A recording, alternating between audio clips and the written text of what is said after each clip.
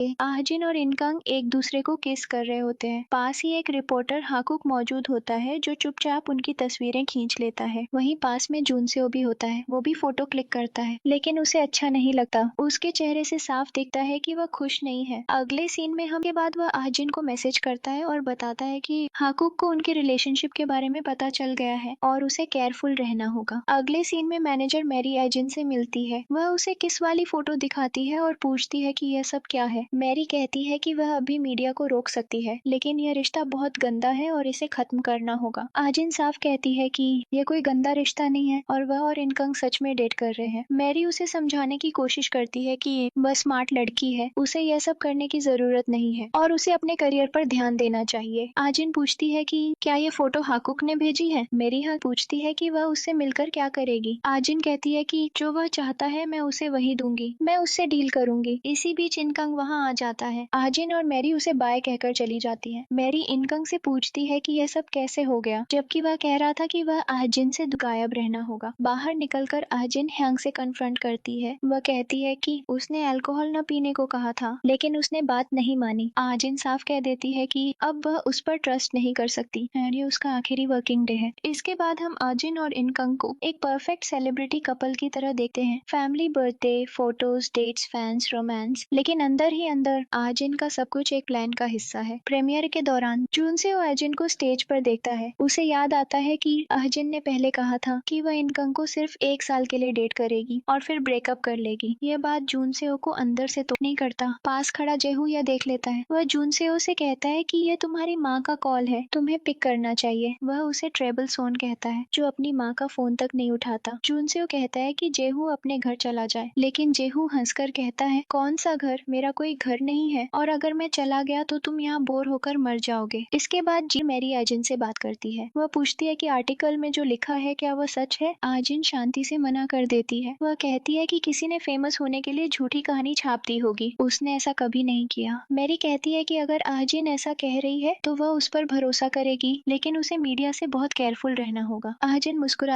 आती है। इनकंग सीधे पूछता है कि वह क्यों आई है। मेरी तारीफ करती है और फिर स्क्रिप्ट की बात छेड़ती है। इनकंग मना कर देता है। वह कहता है कि वह कब अपनी जिंदगी जिएगा, कब खुश होगा। वह आजिन के बारे में कहता है कि वह उसके साथ बहुत खुश है और जिंदगी अनिश्चित है, इसलिए वह सब कुछ अभी करना चाहता है। तभी मैरी उसकी नजर छोटे बच्चों के शूज पर डालती है। वह पूछती है कि उसके चेहरे से साफ पता चल जाता है कि आहजिन का कॉल कब आता है। जुनसेओ पूछता है कि आहजिन ने क्या कहा। जायहू बताता है कि आहजिन ने कहा है कि इस बारे में जुनसेओ को मत बताना। फिर वह वार्निंग देता है, क्या आप मुझे जानती हैं। मैरी हाँ कहती है और बताती है कि उसने उसके बारे में बहुत सुना है कि वह लोगों की मदद करता है। जुनसेओ कहता है कि वह बस यही चाहता है कि लोग खुश रहें। वह इनकांग के बारे में पूछता है कि क्या वह ठीक है। मेरी कहती है कि उसके बारे में पूछने के लिए धन्यवाद, वह कोई एक्टर नहीं बल्कि उसके लिए भाई जैसा है और फिलहाल वह पहले से कहीं ज्यादा खुश लेता है कि हाँ वह लीना को डेट कर रहा है। वह कहता है कि लीना उसे परेशान करती थी इसलिए वह उसे अपने पास रखता है। उसके पास कई वजहें हैं और वह लीना को आजिन के पास आने से रोक सकता है। आज और जुनसेओ को देखकर कहती है कि ये दोनों क्लासमेट हुआ करते थे। यह सुनकर इनकंग शॉक्ड हो जाता है। वह आजिन से पूछता है कि क्या यह सच है। आजिन साफ कहती है कि वे क्लासमेट नहीं थे बल्कि स्टेप सिबलिंग